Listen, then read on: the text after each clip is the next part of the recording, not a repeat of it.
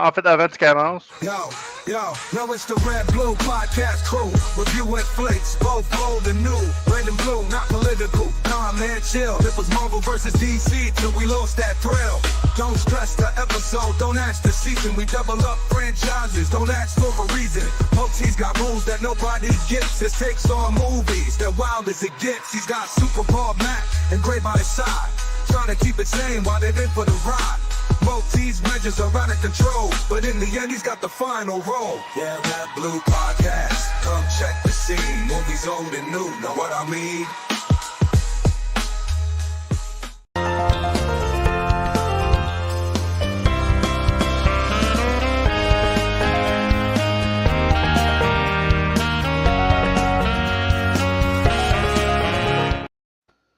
And we are live talking about James Bond. I just cut off like both of you. Sorry about that.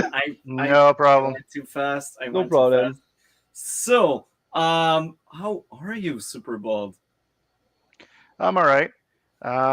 Actually, what I was about to say before we went live is that I only had time to watch Goldeneye. I didn't have time to watch Tomorrow Never Dies, but I will stay on for the discussion. I just won't contribute. That's a bit unfortunate. I really didn't have time. I tried to. I actually got to watch maybe the first 10 minutes, but then I had to stop for something Tomorrow else. Never Dies. It has something. It has something. Now, well, I do want to finish it. Maybe you remember some scene, some character we want to talk about. Maybe you see. Yeah. And what about you? How are you, Matt? I'm fine. I'm happy to be here to talk cinema with you guys. And today is a special edition because we talk about the James Bond franchise. And I'm a fan. I'm not a big fan, but I'm a fan of the franchise. I not see all the movie. I want to do the one day to all see all the movie. But for today, I see all the Pierce Brosnan movie, and I'm a fan of this version of James Bond. It was my version of James Bond when I was younger, and I grew up with this version, and I like very much. So yeah, I'm happy to talk about that. And you, Multi? I'm tired. My sleep has been terrible for the last 3 weeks. Outside of that, well, I'm feeling great because I like James Bond. And Pierce Brosnan was also my James Bond of my childhood. I grew up with that one. I've also seen some of the classics prior, but like really Pierce Brosnan was up to this podcast. That was the only James Bond I had seen every movies of him. And some of the movies like Goldeneye and The World Is Not Enough, which are my favorites, I had seen them several times. Tomorrow Never Dies on that most recent watch was somewhat of a disappointment. Maybe it's because I'm older, and as we get older, and as we have seen more movies, realize maybe it wasn't that great, but it's not awful. It's just not as good as other James Bond movie, but I'd say it's also maybe underappreciated and underrated. I'm a big James Bond fan, you see, and I've bought the books, and eventually on Film and Show's adaptation, I will compare the books to the actual movies. I cannot wait to have these discussions eventually once I get around reading the books.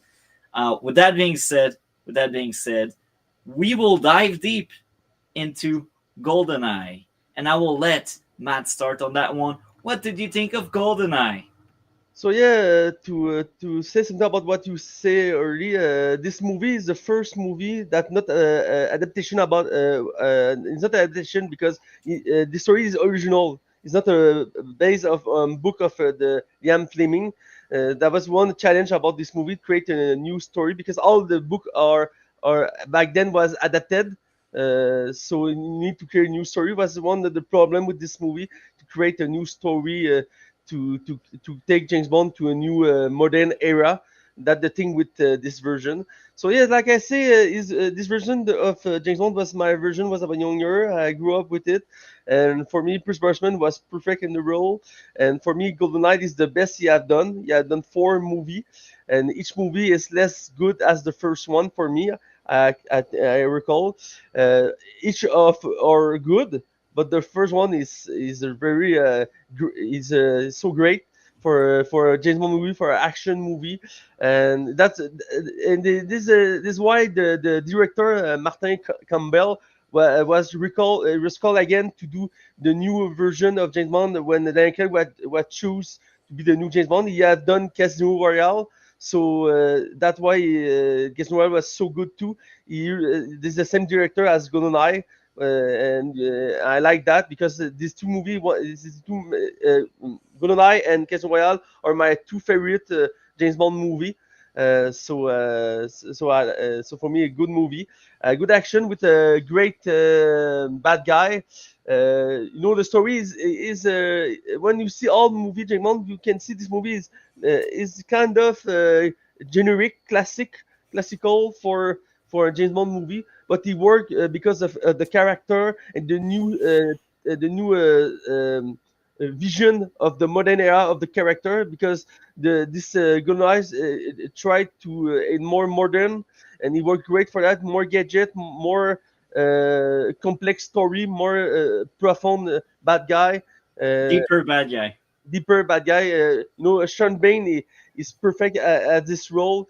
He played this traitor and old friend of James Bond so well. And back then, Sean Gunn was in so many movies. He was a big star too, and that's worked perfectly. And you have and this henchman, each woman, played by Famke Jensen. Back then, this was the first big role in Hollywood, and she have done. She was 100% in it, this role, and she's so amazing in that. For me, she's the perfect henchwoman for this movie, for a movie of James Bond. She is so over the top, so evil, so horny for some moment. She want to fuck James Bond, but she want to kill him too. That's so special dynamic for this character, and the actress is so phenomenal. She's the same actress. After that, she played Jean Grey and the X-Men franchise. So the James Bond was this open door for Hollywood, and after that, she has other big role. But today, she more for television. She's not an American actress. She's a Nederlander actress, Netherlands. She's a Netherlands actress.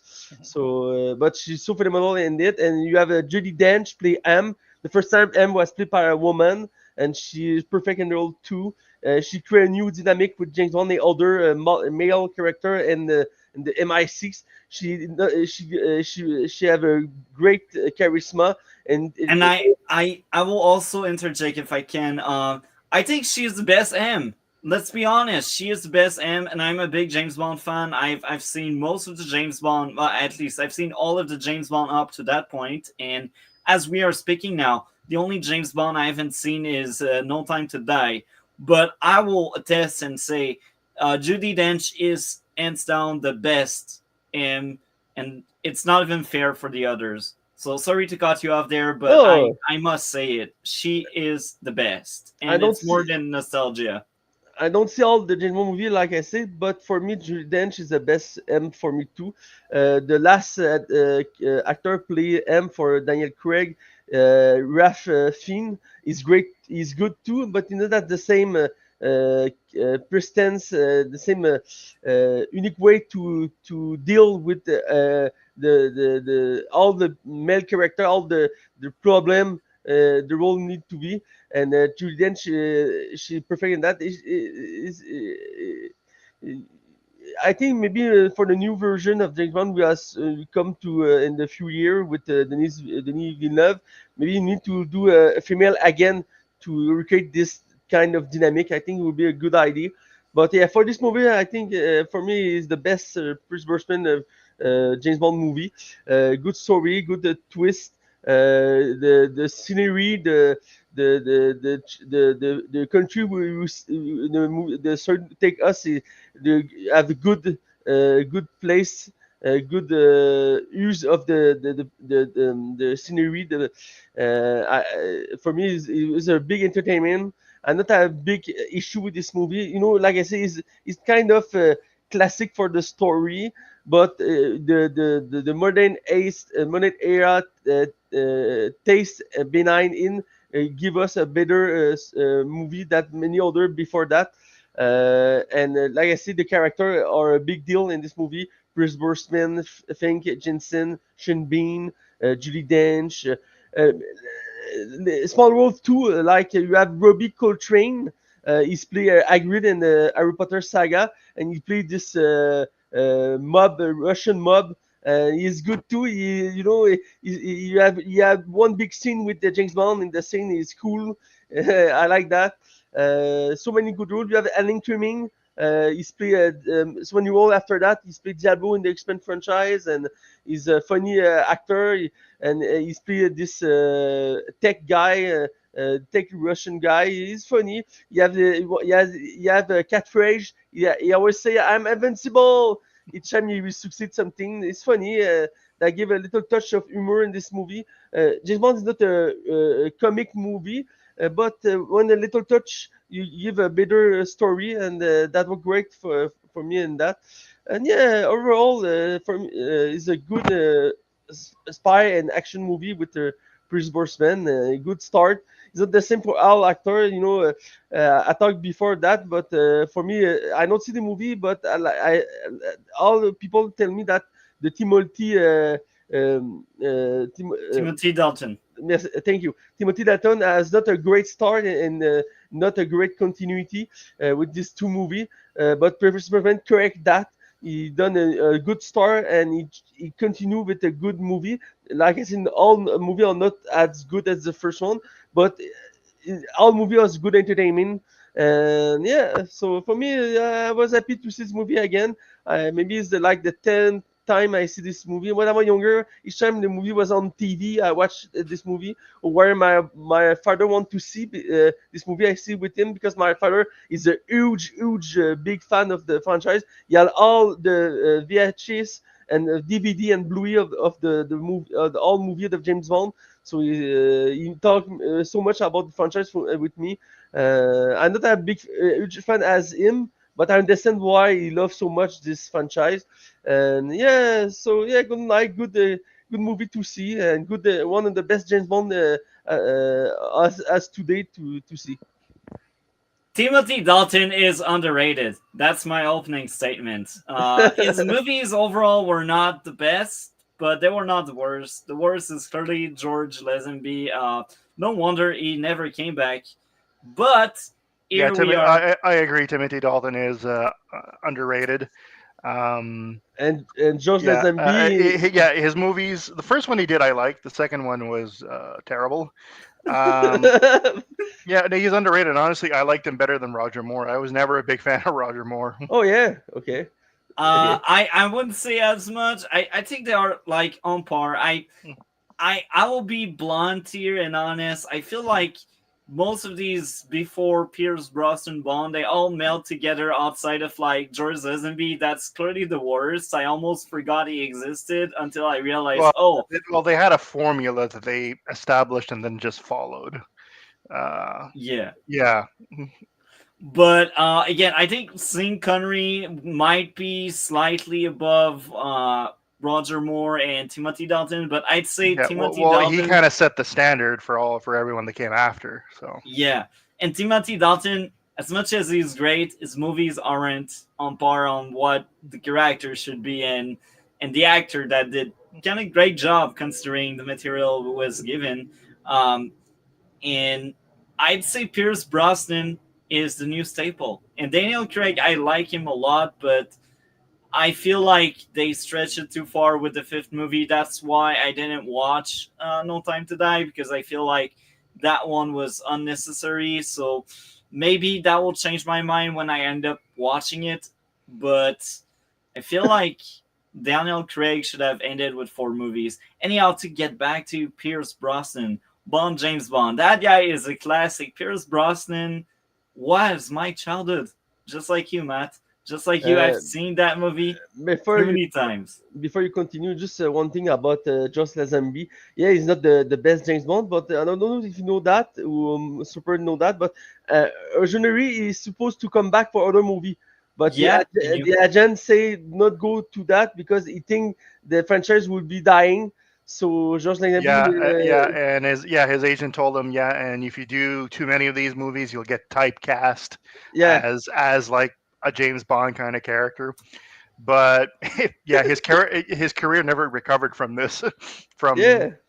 he did like that's the only like real thing of note that he ever did was that James Bond movie. And it's funny. I like that franchise. I said it so many times, and it's my least favorite. I think it's the worst James Bond movie there is. And it's the one Have you see with George. the Casino Royale of the 1968 with the Peter Saylor? Yeah, well, I didn't know it existed. that one was an unofficial movie. It Yeah, wasn't produced by Eon or MGM. Now I need to Um, see it. but yeah, that one was a comedy. It was a spoof, and there was like several different actors who played James Bond. see this Uh, movie and we talk that after that, okay? I need to see it now. Okay, perfect. It's on my yeah, watch list. Woody Allen played one of the James Bonds, and there was like it's one of That those sounds like so terrible. I will it's like like one it. of those campy '60s comedies. That's a That unique sounds so bad. I will experience. like it. To get back to Goldeneye, there's a video game, a classic video game that Yeah. Yep. everyone on this panel has played. Oh, sure. And Yeah. I had so many hours in my childhood playing with my dad, my cousins, and my mother. Sometimes she would really be bad at video games, but that would be great quality time with the family. Amazing game, GoldenEye, classic. And I always struggled to beat the game. I don't remember beating the entire thing, but yeah, GoldenEye. I think 006, the new bad guy, is probably the best villain we had up to that point in the franchise. And I don't say that lightly because, again, I'm a big fan, but I feel like 006 is the most memorable in the bunch. I think it has to do with the actor, it has to do with the writing, it has to do with that guy used to be James Bond's friend. And all of these factors really make that Bond villain the peak there is up to that point. Later on with Daniel Craig, we got the one from Skyfall. Without any spoiler from Skyfall, I think the guy from Skyfall was amazing. Even Casino Royale with Daniel Craig had another amazing villain. But I'd say up to that point, we had 31-ish years of James Bond, and 006 rules them all. With that being said, let's get into my review. I had 3 issues, and I will I sound don't. like Sorry, I don't 100% agree with you because before that you have Doctor No. You know, is so iconic. he's cool, but he is nowhere near. Um, he is nowhere near 006 in my books.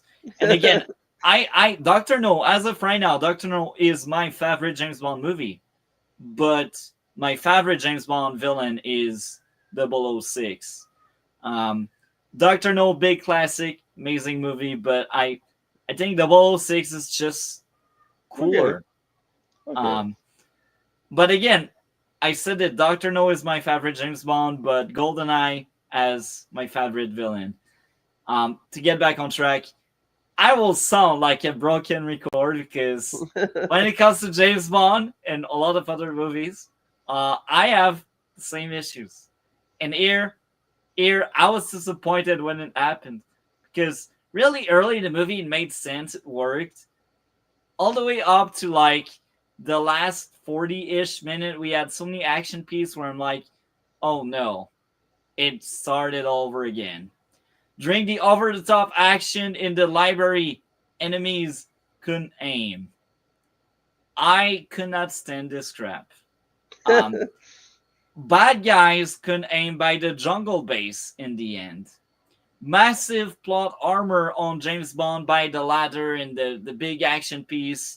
I thought the action piece was entertaining and cool, but it's like, come on, just come on. It's a parody at that point. You cannot take that moment seriously while he's on that ladder and you just have like 006 just snapping his finger and he just holds on.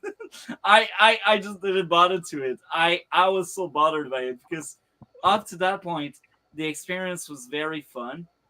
And again, I will reiterate what I said. I think 006 is the best Bond villain up to that point. But unfortunately, so much action is just annoying, unbelievable crap for me. That's a bit unfortunate. With that being said, I sound like I hated this thing, but I like Goldeneye. It's a very good James Bond movie, and I also think it's kind of overrated. I get it; it's a good movie, everyone likes it, but I I just remember Live and Let Die as one of my top picks, one of my favorite Bond movies. That one is a classic, and I feel like GoldenEye is pale when compared to Live and Let Die. So again, I compare all of the James Bond, and GoldenEye is a standout one. It's a good one. It has my favorite villain, but um, I just think it's overrated. People forget we had really good James Bond over the years. We also had really bad ones, like the one with George Lazenby. I cannot stand that one. I will keep bashing that one because that's the worst. To get back on track, I like so much about GoldenEye.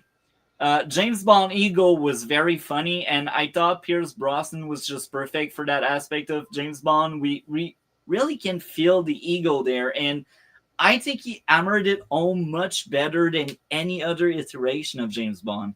That part of James Bond was always part of the character in other movies, but I feel like Pierce Brosnan just did it in the right note, the right tone. It's like he is the James Bond with the biggest ego, and I like it. And again, it was always part of the character, even if with the other actors, but they didn't hammer it on the same way Pierce Brosnan just did. The next thing, funny idea that James Bond is a relic of a past era. I enjoy that aspect a lot, and it was in Never Say Never Again, a very underrated non-official Bond movie that I quite enjoyed. But it was also part of Timothy Dalton era. I can't remember which one of the two, but I think in one of the two it was addressed that um, he is not really the perfect weapon he used to be. And I won't spoil it for you, Matt, but I think Superbald knows what I'm talking about. Yeah, well, especially at the in the era that the Timothy Dalton movies were made, the Cold War was coming to an end. I think everybody saw the right. It wasn't quite over yet. It kind of ended when the Soviet Union dissolved in 1991.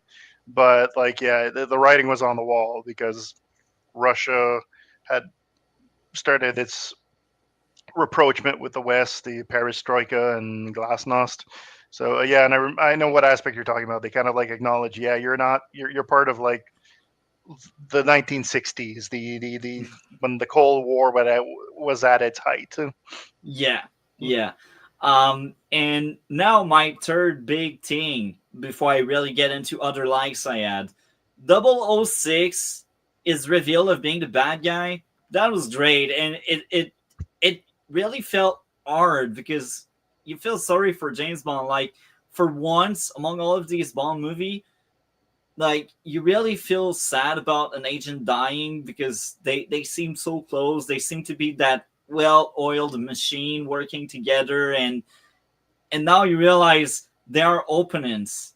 And I will be honest, as much as I like that movie franchise, I can't quite remember each single one of them. Like at that point, right now, it's the 18th James Bond in the franchise, so it's kind of blurry. But I think it was really the first time there's such a big betrayal. I know I remember some of the other Bond movies where we had a Bond girl betraying James Bond. That happened at least twice up to that point, maybe three times, but an actual ally within MI6, I think that was the first time.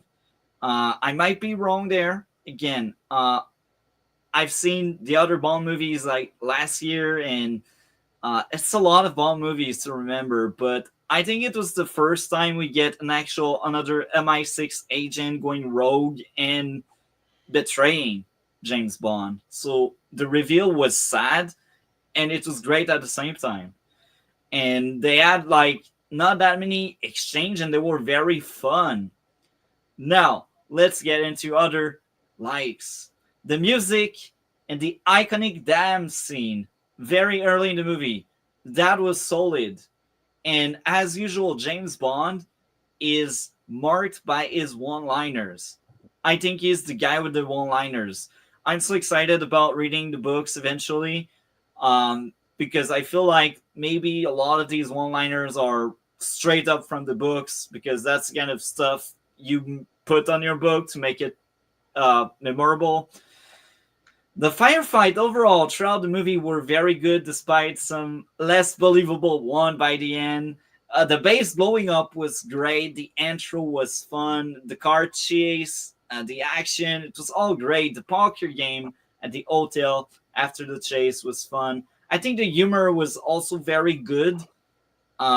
It's still one of the most serious James Bond, and it really started the era of the serious James Bond.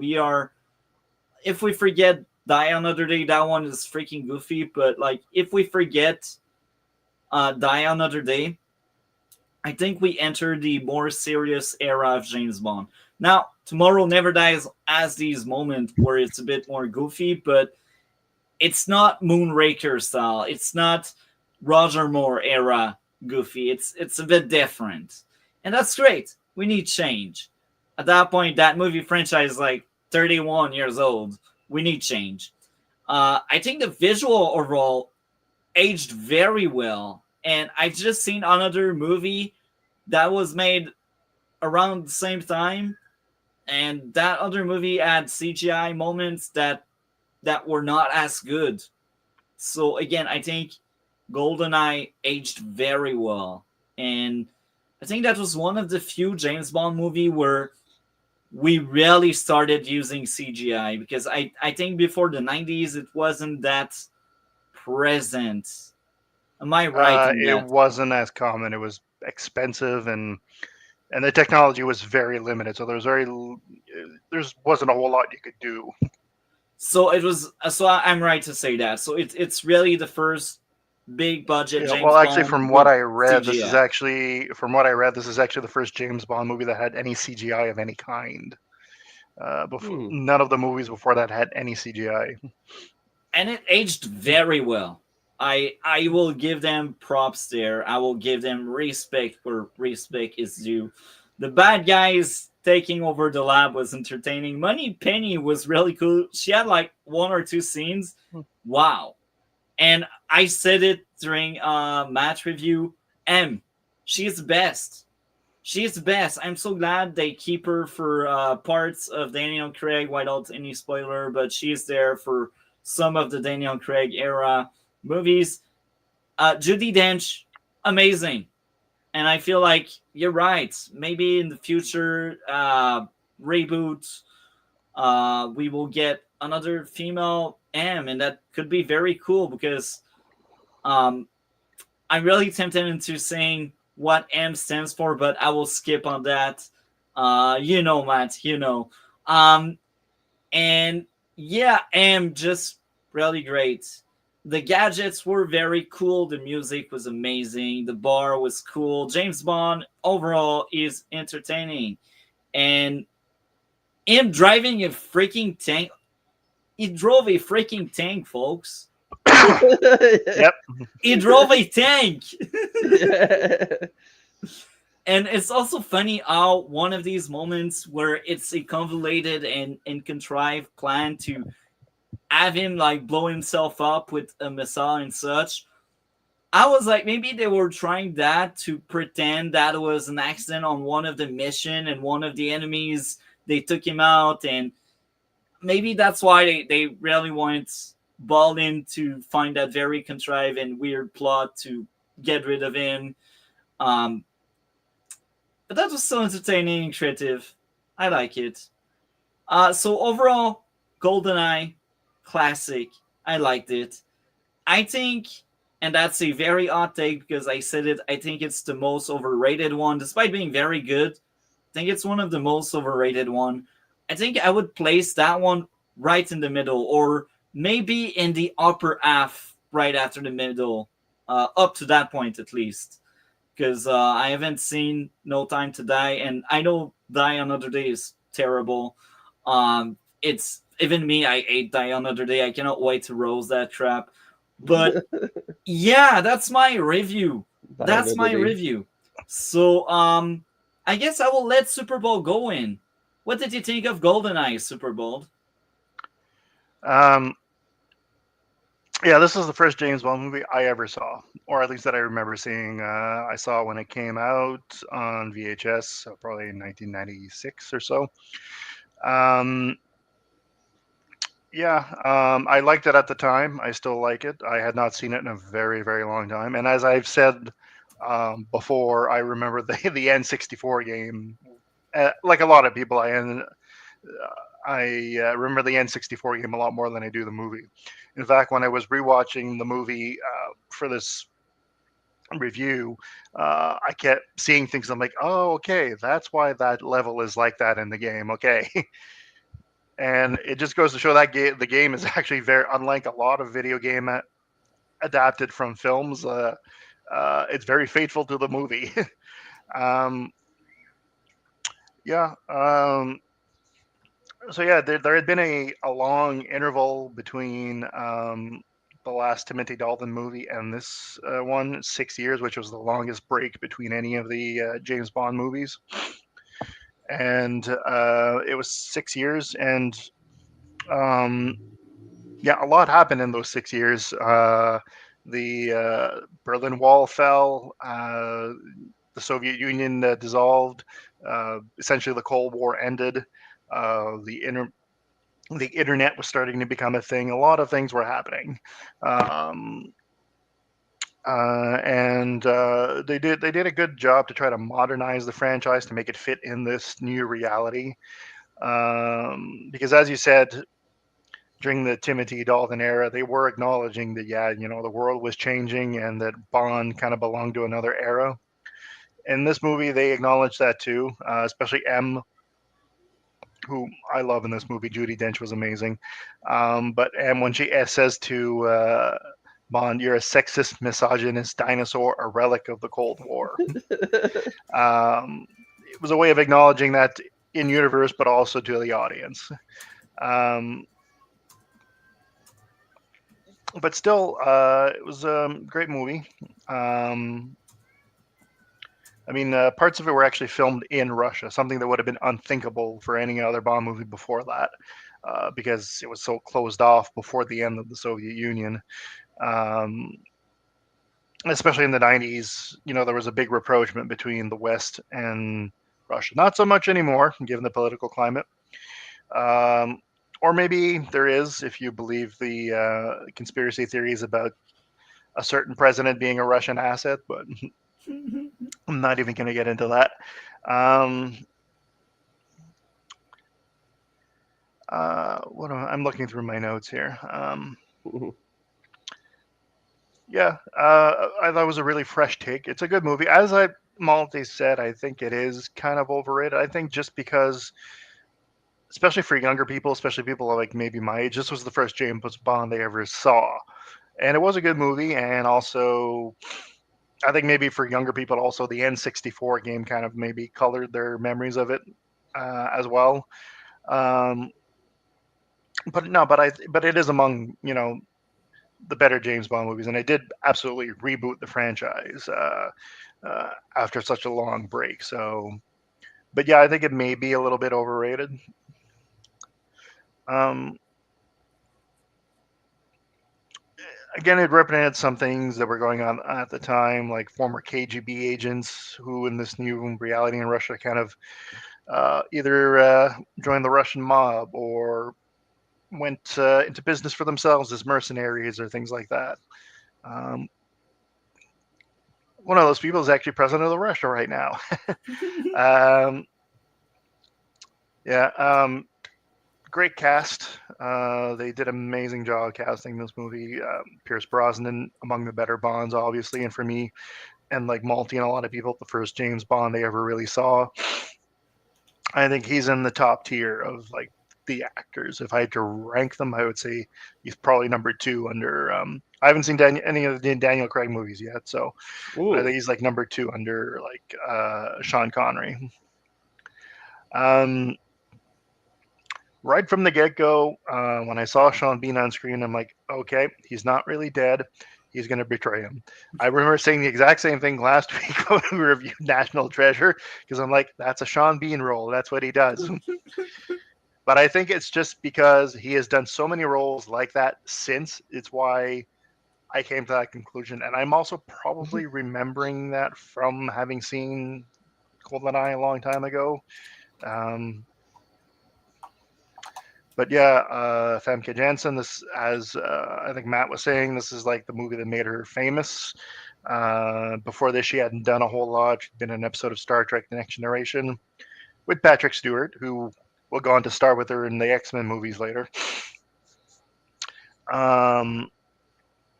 Gottfried John, a German actor whom I don't remember seeing him in anything else, who played the bad guy Oromov, but he was great in this film.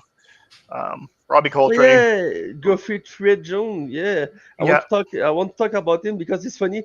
In the same era, he played this bad guy Russian, and he played an Asterix versus Caesar, where he plays Caesar. yes, that is right. Yes, he was in the Asterix et Obelix films. Yeah, because he's a German actor and Yeah. he speak French and English, Mhm. so he's on Hollywood and French cinema. So it's funny. In the same era, he's playing James Bond, a Russian, and he plays Caesar for Asterix versus Caesar. That is, I haven't seen those movies in so long, but that's right. He was in the Asterix et Obelix films. Yeah. Jodan Baker, who played, I can't remember his character's name, but he's the CIA agent who helps Bond. He played a different character in the Timothy Dalton film, The Living Daylights. I don't know. I can't remember if he's in any of the subsequent films because I feel he was sort of like a Felix Leiter type of character. And I don't know if he's meant to replace Felix. He meant to replace him because in the Timothy Dalton movie, Felix is dead. So for the continuity, he created a new character for the continuity. I didn't remember. That's funny. Interesting. In one of the movies, I think they thought he was dead, but he was actually alive. I think it was his wife that died. That was the last Timothy Dalton one. Oh yeah, this I remember. That I know about this movie. He created this new character to replace Felix because in the continuity Felix was dead. I don't know which in movie he was Okay, dead. maybe not in the movies. Maybe in the. Honestly, I don't remember. It could be that he died in the movies. I don't know. But yeah, he was very much a Felix Leiter type of character. So you're pretty much confirming, I guess, what I suspected. He was meant to replace Felix. Yeah. And Judi Dench, amazing actress. Her career had a bit of a bump around the time she started doing the James Bond films. I'm guessing the James Bond movies really helped. I don't think she was all that well known outside of England. She was, she's famous in England. She had been acting for years, a Shakespearean actress. But I don't know if she was all that well known outside of England before she was in the James Bond films. I'm not sure. The new Moneypenny, I loved her. Funnily enough, the actress's last name is Bond. She's played by Samantha Bond. Alan Cumming, yeah, as Matt was saying, this is one of his very early films. I knew him more from the stuff he did later on, because I'm a big fan of British comedy. I'd actually forgotten that he was in this movie, but yeah, he was amazing as Boris.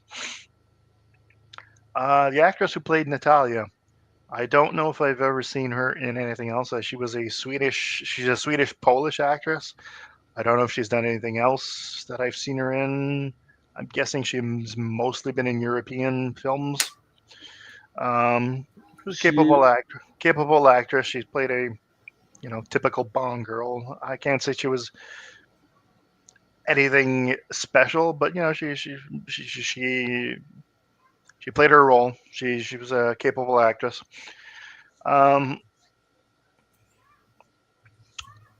Great music. Actually, the opening theme by Tina Turner. I actually remember this being a bit of a hit at the time. That it was. I remember the video, the music video for it playing on Music Plus and stuff like that. Um, Opening the opening montage, as per usual, very well done. This was it was the first one to have actually CG in it, from what I read. The first Bond movie to have CG of any kind. And yeah, it really holds up well. And actually, um, I had some family visiting me just recently, and we watched Jumanji, which came out the original Jumanji, which came out the same year. And boy, the CG in that one does not hold up well at all. So Why am I not surprised? so like it's quite surprising that, mind you, the CG in the James Bond film was much less extensive as it was in that movie, but still, I find it holds up a lot better. It's Few other 30 things. years later, folks. Yeah, exactly. It's crazy to think about that. I didn't talk much about Pierce Brosnan, but yeah, he really made the role his own. He reinvented it, but still, he's still Bond. You can still recognize him as Bond. You know, his one-liners, his attitude. But yeah, and as I said, I think he's like probably the second best Bond. And as I said, they kind of tried to reinvent the franchise, but it still had a lot of the James Bond tropes. You know, he has to go through so many exotic locales throughout the world, and he has his, as I said, his one-liners, his vodka martinis, The pretty girls. the pretty girls, yeah, And all girls fell for him. the gadgets. I love though that they brought back Desmond Llewellyn as Q. And his very no nonsense attitude towards Bond. Like, oh, do please pay attention, 007. He's like a child and a yeah, adult buddy. I like it. That's James Bond for you. Yeah, but what I also like though, there wasn't an over reliance on gadgets though. I don't really like that when there's just too many freaking little gadgets in his film. You like Daniel Craig. Like most of the Daniel Craig, they have like maybe one gadget at most. That's the thing with Pierce Brosnan. Each movie has more gadget and is less good. The one with the friggin' invisible car. Yeah. Die Another Day. Cannot wait to roast that one. Oh my god. Yeah. I like the movie. You have an explosive pen, and that's the key to finish the movie. Don't spoil it. Yeah.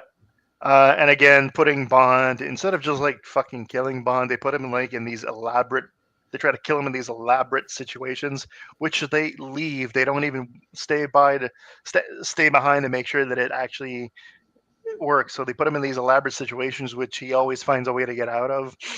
That's the thing. You remember? It's when you talk about that. I remember see Austin Powers recently, and you have this cliche scene where Austin Powers is trapped, and you go, okay, he will be dead, and we can go. And the son says, no, he will stay, and we're sure he'll be dead. No, Yeah, exactly. Okay. Yeah, I love the Austin Powers. I should rewatch them because now for this podcast, I've seen so many Bond films that I had never seen, and most of the tropes from James Bond, I knew them mostly from like Austin Powers and The Simpsons and other things that have like parodied James Bond. Oh man, I should rewatch Austin Powers. Just sorry to cut you again, but in The Simpsons you have this in the one season you have this scene where Homer work in a new place, and this new boss is an evil James Bond type boss. When he worked for Hank Scorpio. Yeah, at some point you see James Bond on the table and use this queen to divide a laser to escape. It's over the top. Yeah. Yeah. Well, yeah, and like his boss was meant to be like a James Bond villain. Yeah. uh, That's so ridiculous. That's no, so. it's okay. It's okay. Um, I kind of lost my train of thought, but that's fine. That happens all the time. That's my ADD showing. Um, a few of the things that irked me though, but this is not just James Bond. This is like action movies and movies in general. I'm annoyed by movies that defy the laws of physics. You do have to suspend disbelief for a lot of things in action movies and movies in general. But one thing that I had a hard time suspending disbelief was the scene at the beginning where he catches up to the falling plane. I'm like, that is not possible. That is not possible. You are falling at terminal velocity, and the plane has its engine is running, is going faster than you. You cannot catch up to it. um, but whatever. Um, Oh, another thing I'm noticing in my notes here. Another thing I did not catch it the first time on the first the fir- at the beginning of the movie. It's only later in the movie when I heard the name again that I caught it when Famke Janssen's character. Her name is Onatop. That's another like James Bond like pun for names like Pussy Galore and other names like that. On the top, as in on the top. She likes to have sex on the top. um, yeah, that's pretty much. Actually, no. One thing that I found they were kind of hitting you over the head with the fact that the Cold War is over and this is a different era. In the scene where Bond meets Double 006 and realizes he's still alive. He's in some like junkyard where they have all the old statues of Lenin and Stalin and other communist symbols that were taken down after the end of the Soviet Union. They're kind of hitting you over the head with that. One thing I did find interesting, um, and I don't know if this was an allusion to Batman, maybe, but um, of course, 006's new name uh, is Yanis, which, as Bond pointed out, is a two-faced Roman god, and one side of his face is scarred, just like Two-Face from Batman. So I don't know if that was a reference to Batman, or if the character from Batman is also himself a reference to that Roman god. I don't know. I wouldn't be surprised. hmm I can see that happening. Yeah. That's pretty much all I have to say. That's Yeah, fine. among the better James Bond films, definitely. Thank you a lot for sharing. Now, I gotta say, I will ask the panel, are we adding anything else before we give our grade for Goldeneye? Yeah, this is actually more of a trivia thing or something, but actually, Timothy Dalton was supposed to appear in Goldeneye because that movie had been in development for a long time. Uh, the reason there was such a long break was mostly due to legal issues because MGM had been sold, and the original producer Albert Broccoli retired. His daughter took over. Anyways, he was originally supposed to be in, but the movie took so long to get into production that his contract expired and he was no longer interested. And also, the producers wanted to go in a new direction. But he was originally supposed to be in Goldeneye. Yeah, I know That's that. interesting. hmm So I will also tell this just before I give my grade. I think the final action piece, despite the really annoying fact that James Bond get his finger snapped by 006 and still remain on that ledge, despite that, the action piece itself was very fun. So I like that action sequence. It's just not believable that much.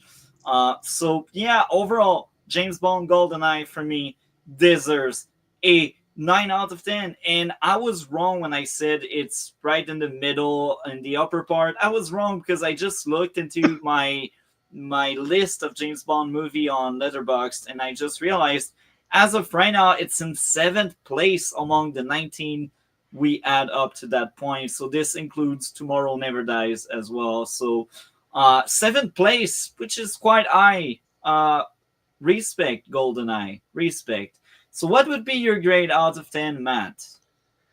Like I said before, for me, one of the best James Bond out there, and so for so many reasons, Pierce Brosnan and the story and the director Martin Campbell understand the world of the James Bond. That's why I done Casino Royale after that. So for me, it's an easy 8 of 10. Maybe a little more, but for me, this movie is 8 minimum of 10 for all the years. Sure, the movie is it started to be old of this time. I see that. I see the movie back a few days ago, and I don't have the same eyes as when I was younger. And I see that the movie start to be old, a little older, but he keep up as today. So for me, it's an 8 of 10, easy. Amazing. What about you, Superbald? What would be your grade out of 10 for GoldenEye? Um, I'm going to base this on other Bond movies that I've seen. There are some of the earlier ones that I have not seen yet, ones that you guys reviewed before I joined the podcast. I am trying to get caught up. The first one I ever reviewed with you guys was Moonraker. So based on all the movies that I saw after that and this one, I would say this is, as I said, among the better Bonds. I'm going to give this one like an 8 out of 10. Amazing. Thank you a lot for sharing. Now, this time around, it will be more like Matt and I, and Bald, if you have any question or if you have comments, don't hesitate. Yeah. But we will dive deep into Tomorrow Never Dies. I think that one is underrated, but it's also one of the worst at the same time. So that may sound weird, but we will get into it. So Matt, what did you think of Tomorrow Never Dies? Yeah, Tomorrow Never Die has the hard task to go after Goldeneye, so it's never easy to be a sequel as such a phenomenal, great movie. And for what it is, it's a good movie. It's a good sequel. But for me, each sequel after the first one was less good. And this one has many issues that the first one have not have, such as the bad guy and the H-man, etc. But in the end, I feel the first thing I notice about this movie is the director. The director is Roger Spottiswoode. He's a Canadian director, so from our own country. He's not a big director. He has done such movie, good and bad movie. I know him for 2 movies, and maybe we know this movie. The first one is Turner and Hooch. It's a underrated movie with Tom Hanks, and he played a cop with a dog. Disney I've movie. heard about it. You have a TV Disney Plus that done a reboot and a TV show. The TV show was canceled, but the movie was a funny movie back then, and one of the underrated movie with Tom Hanks. And the other one I know the director has done is the maybe I think is the worst Sylvester Stallone movie of all time. Is Stop or My Mom Will Shoot. And this movie. I never see this movie 100%. I see many scenes on the television and on the web, but many people say this is the worst movie Sylvester Stallone ever done, and he was the bad guy in the Spy Kid 3. So so the director has good and bad movie and before that, but for this movie you can see he's not as good as Martin Campbell. He tried to do the same formula, but not with the same creativity, the same talent, I will say. But it's okay. The movie is a good action and spy movie with a tasting story. With one scene, some scene, the action scene are good because for the thing that he chose to do a martial art scene. That's something rarely see in the James Bond franchise, and that's why we have a Michelle Yeoh in the movie. She is a martial artist and actress. She has one of the best scenes in the movie when she fight many bad guy and in his apartment safe place. I like this scene. Little She's great in anything. She was also in Agents of Shield. I like that actress so much. Yeah, she's a phenomenal actress, and she's just so good for action. And this movie, the action are good, but maybe a little too much cartoonist, because you had the pa pa. You have so many sound when he's fight, and that break the realism of the movie. I don't like that. But the way she fight, and when she fight with James Bond, I like that. And again, Pierce Brosnan is good, is great as James Bond with this story. And the bad guys, I like him. He's a bad guy for this time. He's more accurate bad guys, because this time is the bad guy is Elliot Carver. Is control many media in the world, TV, paper, etc.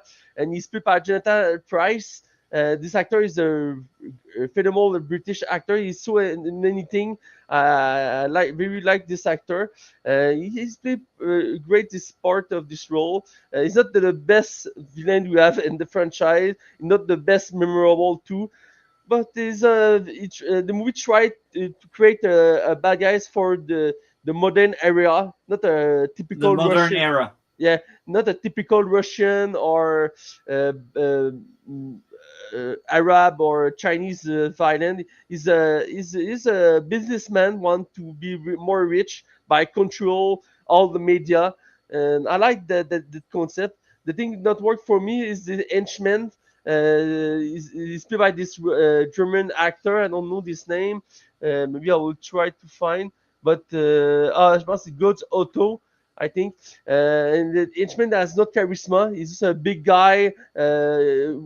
Tried to kill so many times James Bond. He missed each time. And some moment you can feel he's like he's not a brilliant character. He's so dumb in some moment. So I don't like this henchman. So many for a good bad guy, you need a good henchman too. To be better Balanced. yeah, to be balanced, because sometimes you are not a great bad guy, but the henchman balance that. And this movie, you have a okay violent, but not good henchman, so the balance is not here. Other than that, I like the actress in the movie. We have Michelle Yeoh, like I say, she played a badass character. She played this Chinese spy. And you have a Terry Hatcher. She was a big actress back then, not as today, unfortunately. But back then she was in the Superman Clark and Lois TV show, I think. Yes, she is. She played Lois Lane. Terry Hatcher, the best live action Lois. Yeah, and she's okay. The unique thing with this character, and one of the best idea for this movie, she's the ex-girlfriend of James Bond. That thing you never see in the James Bond movie. Before Up that, to that point, yeah. James Bond have an ex-girlfriend, and they create a new dynamic with this Bond girl. He tried to revert this relationship, but she not have the time and the space to do that, and it's complicated because James Bond is a spy. He can attach, but behind this role, he have emotion. You have little taste, not something profound, but that refreshing to see that in a James Bond movie. And again, you have Judi Dench again as M. She's phenomenal in the role. But other than that, the movie is a classic James Bond movie for the story. Other than there's a new kind of villain to build the story. I like the idea to transport the story on Asian, Vietnam, and Chinese code. That new visual for the story. I like that. But yeah, for me it was okay. It was a good sequel. And maybe the best sequel for Goldeneye you have, because after that the two other the movie have some quality, but in the end you feel you see that he tried to be bigger and bigger, but he's lost this way to create a good formula for a James Bond movie. The word is not enough.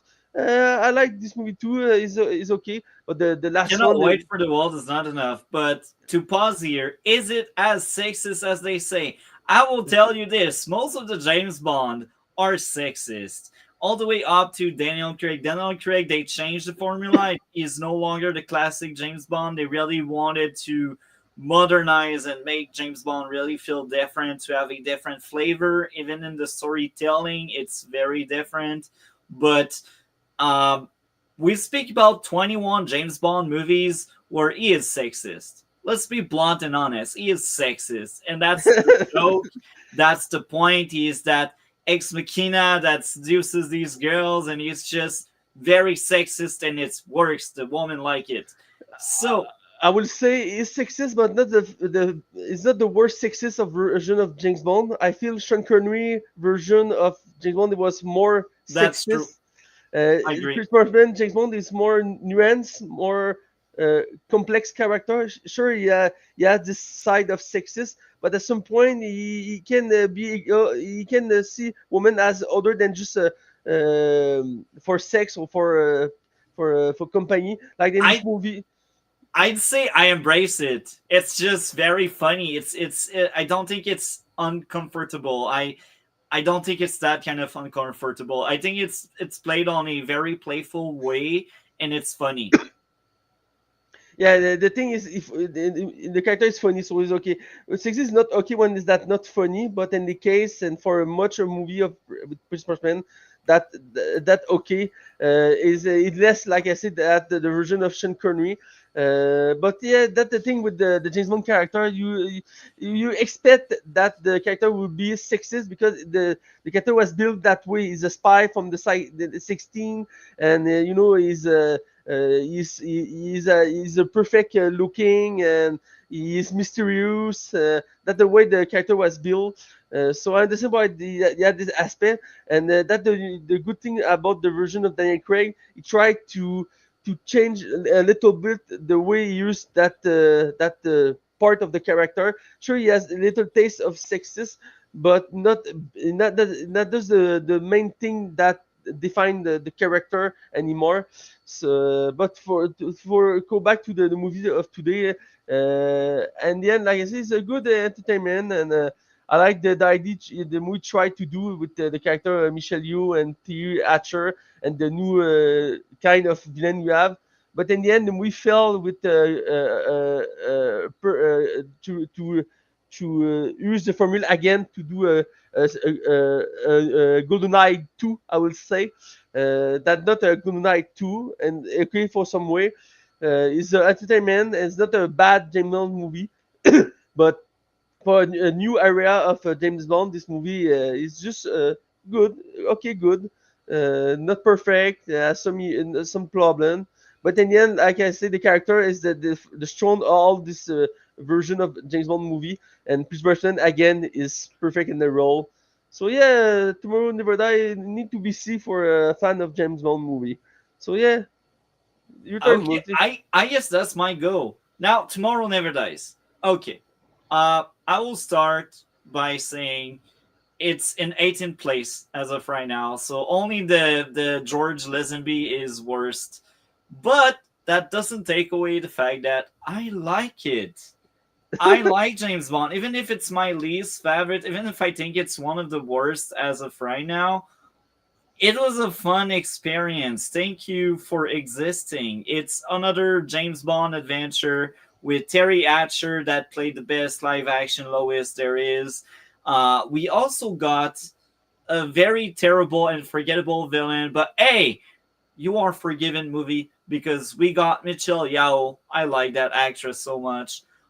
Let's get into my 5 issues. But just before that, people may not know, but there's the Tomorrow Never Dies video game that came out around the same time as The World Is Not Enough game. So, which is very interesting because people may not know that very interesting fact.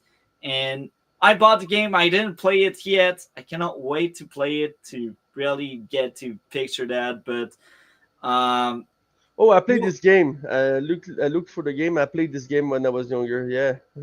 who is the hottest James Bond girl I know?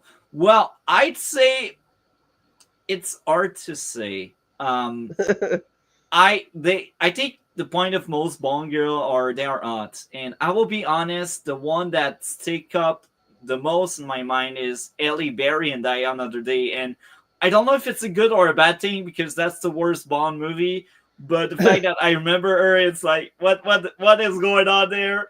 I will say I'd say my top three is probably Ellie Berry in the worst uh, Bond movie. We got the one from The World Is Not Enough. I quite enjoyed her a lot. I won't spoil what happens with that one, but the one Electra King, I think that's her name. I think she is in my top three, and I'd say the third one is the artist to pick.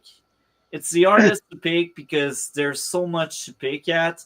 And I will be honest, at the moment, I'm craving for a freaking girl. So I'd say one of the girls that was like one of the henchwomen in one of the Bond movie. The only time we had a Bond girl that was actually a bad girl, and she didn't betray James Bond because the movie knew she was a bad girl, and James Bond knew she was a bad girl, but he still played into it because he's like, if I can seduce the dark side, literally speaking, he can seduce anything.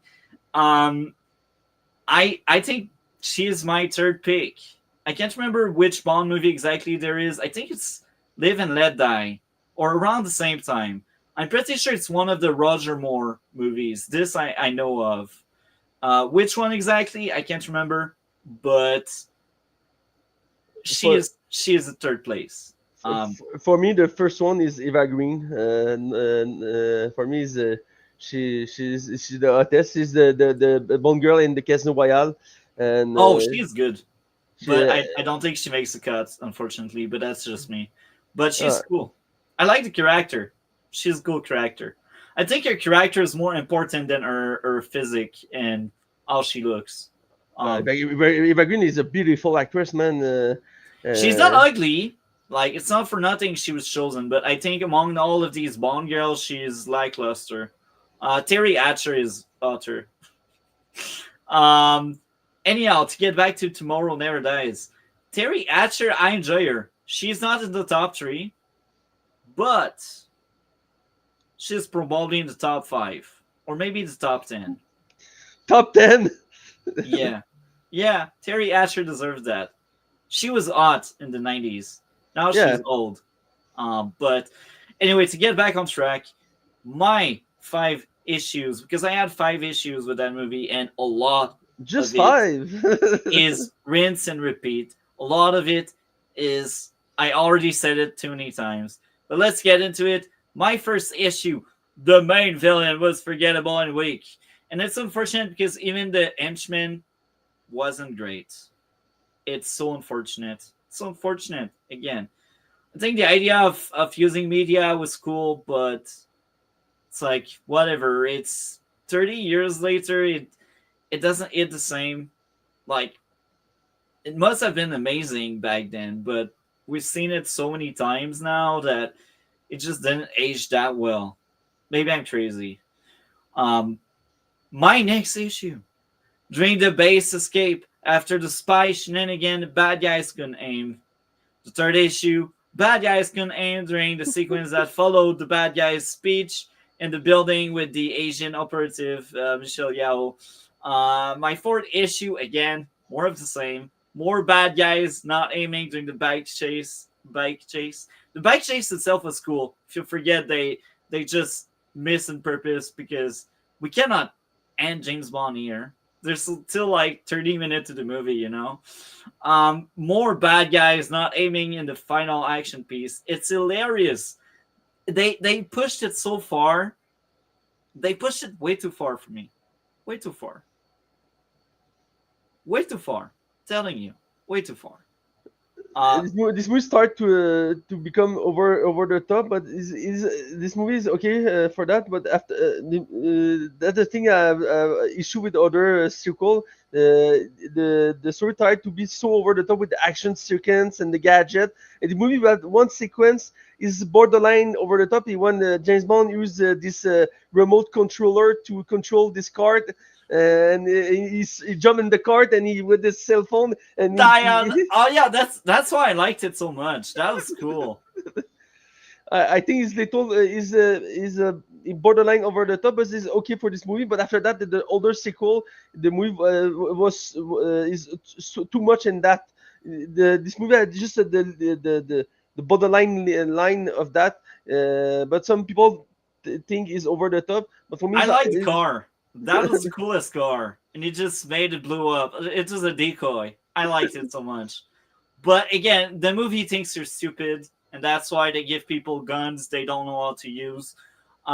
So now let's get into the likes, because again, I enjoyed that movie. It's a fun experience. It's a fun movie. It's one of the worst Bond movies, but it's still fun. The one-liner of printing anything was solid. It's hilarious, and it's even more accurate today because you can literally have a 3D printer and print food. I exaggerate a bit, but like we can print anything, and it's hilarious because they do that with the paper, because paper are also known to lie sometimes today. So yeah, the flashy action throughout the movie was fun. The backseat driver one-liner was hilarious. The actor hacking the position was cool. The boat getting torn apart was entertaining. Paris was cool, so that's the Terry Hatcher character. I enjoyed her so much. The action was cool. James and Paris were entertaining. James doing spy stuff was cool. The music, as usual, they know how to choose the music. The bad guys trying to break in the car was hilarious. They just could not. It's a tank. That car seems harmless, right? Until you realize these people cannot break it. The car sequence was very entertaining with James Bond in it, and you really need to suspend disbelief that this car can withstand so much damage without breaking apart. It's a tank, folks. The underwater sequence was so entertaining. Bike chase was fun. More cool action and music. And the fight with the final bad guy was peak. This is one thing they always do right with James Bond. They may miss so many times, but when they have the final showdown with the bad guy, respect. Anyhow, Tomorrow Never Dies. I enjoyed that movie. That was a fun, stupid movie. It was slightly better than whatever George Lazenby tried to do. And it will stand out as one of the worst Bond movie. Not that far from Die Another Day. Anyhow, do you want to add anything else, Matt? Let me think. I think we cover all the movie. Like I say, this movie is you need to see if you are a fan of James Bond. It's not the worst. It's a good sequel, and when you see other sequels, you can say easily that is the best sequel we have for GoldenEye. Sure, other movie have some quality, but in the end, the two other sequels are more forgettable than this one. Maybe the last one has some many things to remember because the movie is so over the top in the end. Yeah, this movie is. I think we're talking about the movie Tomorrow Never Die is a good adventure for James Bond, and yeah. I'm happy to see this movie again. I think this movie is the third time I see this movie. I see like one or two times when I was younger. The Goldeneye, I see this movie so many times when I was younger, but this one not as much. I see more the other sequel. The word is not enough. Yeah. I see this movie like 10 times too. I think I like better the word is enough when I was younger. But with my new eye of critic, I see now the movie is bad as the other sequel. But we'll talk about that later. But for today, I think you are finished. Perfect. Well, I will give Tomorrow Never Dies. Let's roll the instrument of music. I can't remember the exact name and word. It's a 7 out of 10. And I'm a big James Bond fan, and it's one of my least favorite. And I gave a 7. Drum roll. Huh? The word you were thinking of was drum roll. Yeah, drum roll. Exactly. You were there. So I will ask Matt, what would be your grade out of 10 for Tomorrow Never Dies? I miss some moment. What is your rank?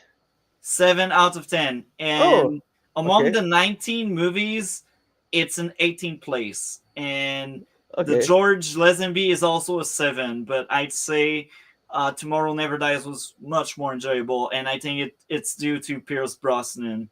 Okay. For me, I will say it's between 6 and 6.5 of 10. Maybe 6.5 if you're generous for for some good from some cartoon movie like Michelle Yeoh, Pierce Brosnan, and Judy Dench as M, and some element of the story.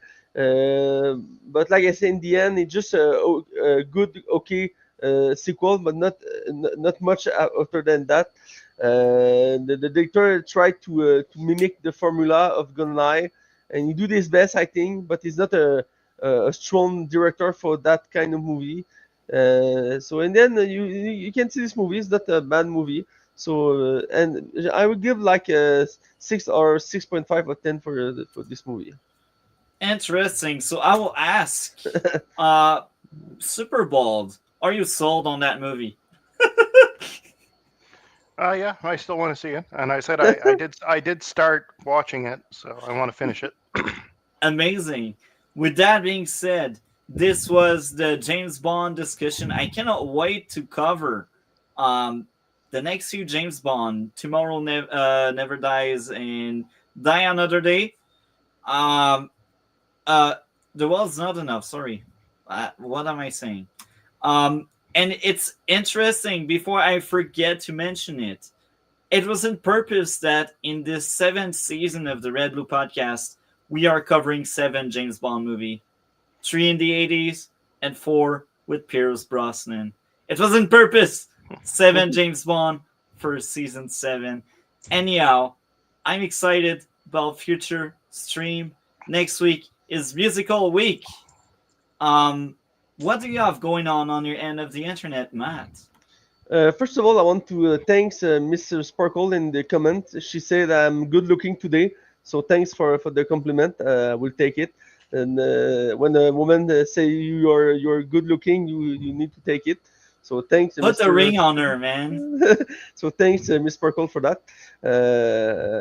But like usual, I see stuff and I write about them, but in French, so not for your audience. Not much new. I not see much big thing recently. I feel the big release of cinema was this summer. You have like kind of let down for a few weeks. And I hope we will see a better big movie in a few weeks. And other than that, like I said, I see stuff and I play video game and I have a basic life in the end. So I'm happy with that. New multi. Well, a lot is going on. We had a review yesterday, The Long Walk. I was surprised. I really enjoyed it. It's a very, very fun movie, and I was kind of shocked I liked it so much. It defeated 28 years later in my ranking for this year, and 28 years later is quite high in my list.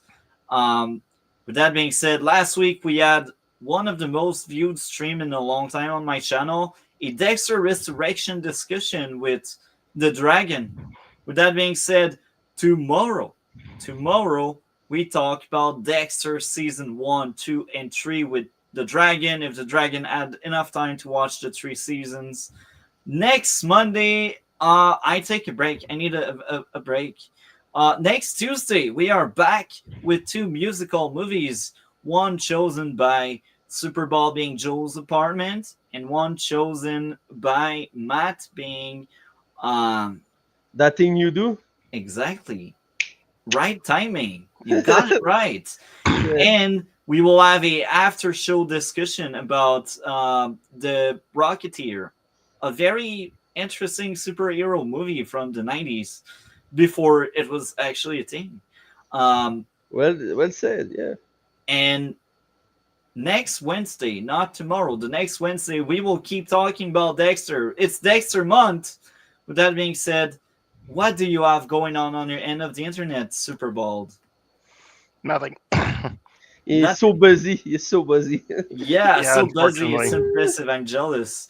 Oh, But God. No, you don't want to have my life. But by the end of September, we will talk about the Stranger franchise. That was a painful franchise to get through. The more I see different slasher, the more I hate that type of movie. Really? I cannot. I love slasher movie. I cannot. I like Chucky. I was surprised. I liked 5 out of the 7 Chucky we had, if we count the original ones. And the reboot was very fun. I don't know why they didn't make a sequel to the reboot. I know they did a TV show I didn't see, and I heard good things about it. But I will explain think- for you after the show in French because it's a long story. I think Chucky is my favorite slasher out there, but I could not stand The Strangers, and I struggled so much with I Know What You Did Last Summer, and I was shocked to hear there's a third sequel I will never watch because the original 2 sucked and the reboot is even worse. I don't know what they were thinking, but I enjoyed Pain and Suffering. So that's at the end of September. Pain and Suffering week with like 4 terrible movie I hated. Oh. With that being said, thank you guys. We had another great week. And Yeah. I'm excited about the musical talk. I'm surprised I enjoyed these musicals. So see you next Tuesday, and we will talk backstage. Yeah, Red Blue Podcast. Come check the scene. Movies old and new. Know what I mean?